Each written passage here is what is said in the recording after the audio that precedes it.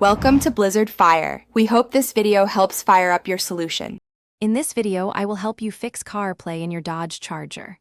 First, always start by checking your USB cable. A damaged cable is a common culprit for connection issues. Next, make sure your iPhone's software is up to date. Older versions can cause compatibility problems.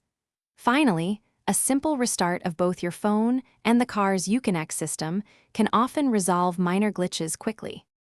If basic checks don't work, let's try some software solutions.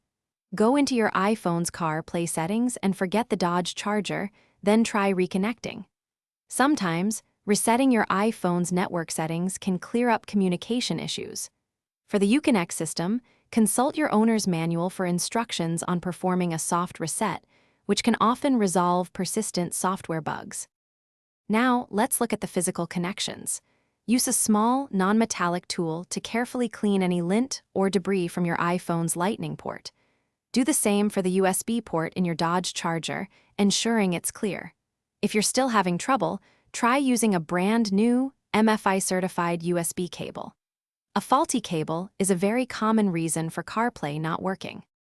As a final step, check if there are any available software updates for your Dodge Charger's Uconnect system. These updates often include bug fixes and improved compatibility. If all else fails, it's best to contact a Dodge dealership. They have specialized diagnostic tools to pinpoint and fix more complex issues. Also, for other great deals and to upgrade your clean game, check the description for a link to the Shark AI Ultra Robot Vacuum and more. Thanks for watching. If you found this helpful, don't forget to like and subscribe.